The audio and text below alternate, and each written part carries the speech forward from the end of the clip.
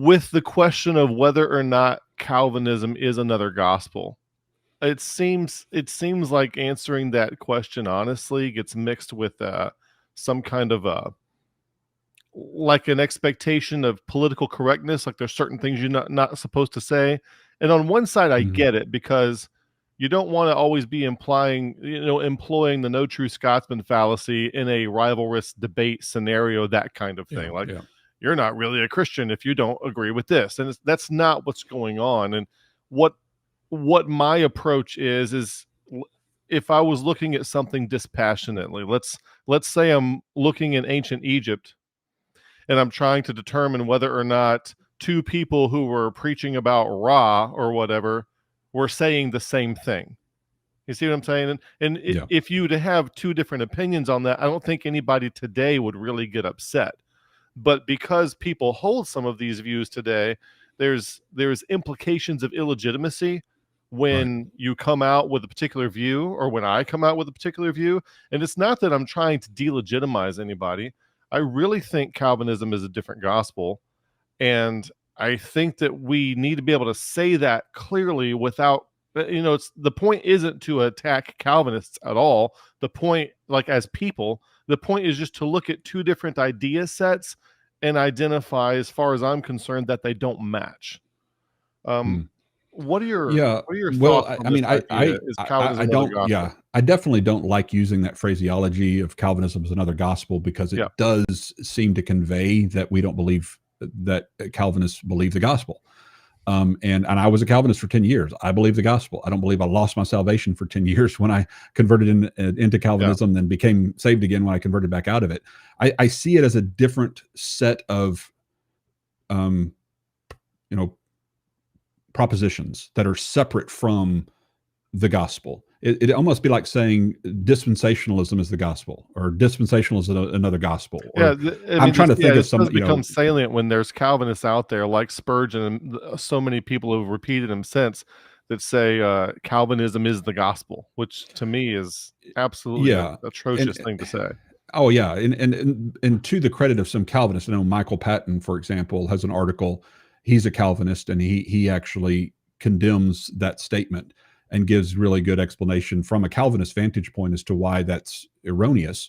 And the truth is, when you read a lot of what Spurgeon, you kind of study Spurgeon's life a little bit, because I'm a Baptist guy and I grew up, learning about and listening about Spurgeon. So I studied a little bit of his life, and what seems to be, and again, I don't consider myself to be a scholar in his life, and so don't quote me on this, but from what I have gathered in the little I've looked at, I can almost find as many quotes from Spurgeon in support of my view. Right, yeah. Because he was more one of a biblicist. Those fence riders when it comes to digging quotes up. For sure. He's a biblicist, more of a biblicist than a systematic theologian. And though he did side on the Reformed side of things, many of the debates he was having was more on eternal security, which was Calvinism was really the focus of Calvinism more in his day. And he followed Gill there at the church.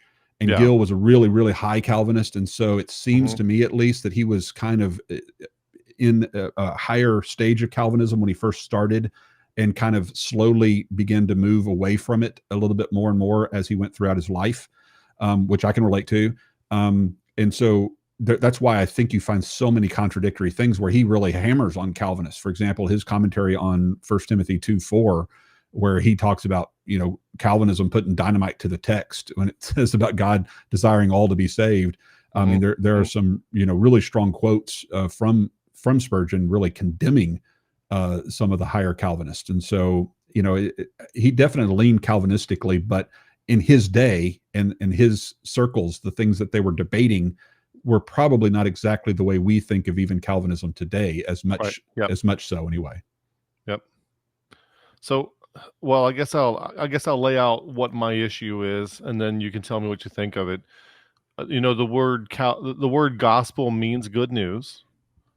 And now a Calvinist, if you ask them what the gospel is, they will probably give you the same answer as a non-Calvinist. They'll probably go to 1 Corinthians 15, 1-4, talk about the death, burial, and resurrection according to Scripture, and maybe Romans 1:16, the power of God into salvation to everyone that believes, the Jew first and also to the Greek. So they'll probably quote these, but my contention with Calvinism is that data set does not constitute good news in Calvinism, because if you're not elect in the Calvinistic sense, then it doesn't matter. It's not good news because that doesn't mean anything. There's nothing that you can believe in for it to make any difference to you.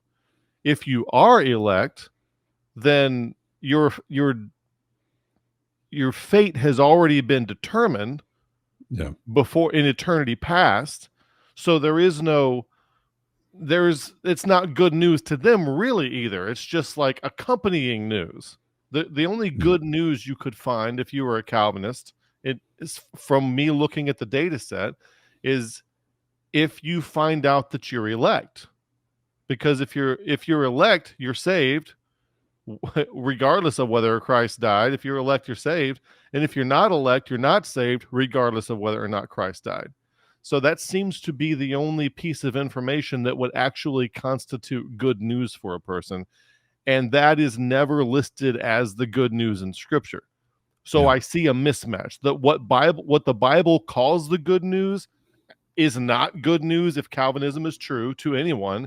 And election is good news in Calvinism, but that's never listed as the good news in Scripture. So I see a huge mismatch with the news. It's not good, and it's a different thing that constitutes good news. So when I look at it, to me, the content of it is a different gospel, or there really is no gospel, because even people like Piper and Sproul will say you can't really know if you're elect till you're dead, evanescent grace and all.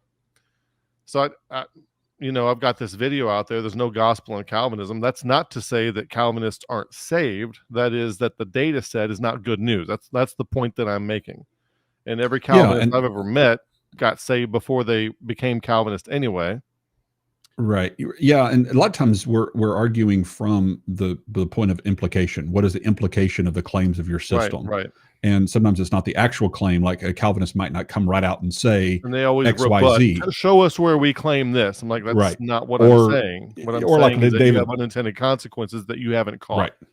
Yeah. And like David Allen says, they have the same vocabulary, but a different dictionary. And so sometimes they say the exact same thing that you and I would say, but they have different meanings behind the words.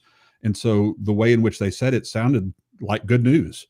But when you start looking underneath the surface of what they mean by what they're saying, which a lot of the people in the pews aren't even getting, even those who claim to be Calvinist, a lot of the young restless reform types don't take the time to really get to understand and know what it is behind the system. They just say these things. And then there's some Calvinists who are just quote unquote Calvinists who haven't thought about any of these things. They're just they're the paradox Calvinists is what I call them. It's the two rails that meet in eternity. This is all true. Everything that Kevin and Leighton and Arminius and all these guys, everything they taught basically is true. It's right. But the mutually exclusive claims over here that Calvinists say, those things are also right and good. J.I. Packer was a lot like this. It's an antinomy. It looks like a contradiction. But we know in theology you can't have contradictions. So it's true, yes, you're responsible for your choices, and God's the one who determines your choices, and that's beyond our understanding. And it's just these two paradoxical things that are both true. And that's why when I'm preaching on Sunday in John 3:16 or 1 Timothy 2:4 or 2 Peter 3:9 or one of these texts over here that are quote any other verse of Scripture. Yeah, exactly. I sound just like every other provisionist out there in the world, or every other traditional Southern Baptist, or every other whosoever will Baptist, whatever you want to call us. And then over here, when I'm preaching on Romans 9 or Ephesians 1 or whatever proof text that I have for the Calvinists, I sound like a 5-point hardline Calvinist, because that's just the paradox that it is.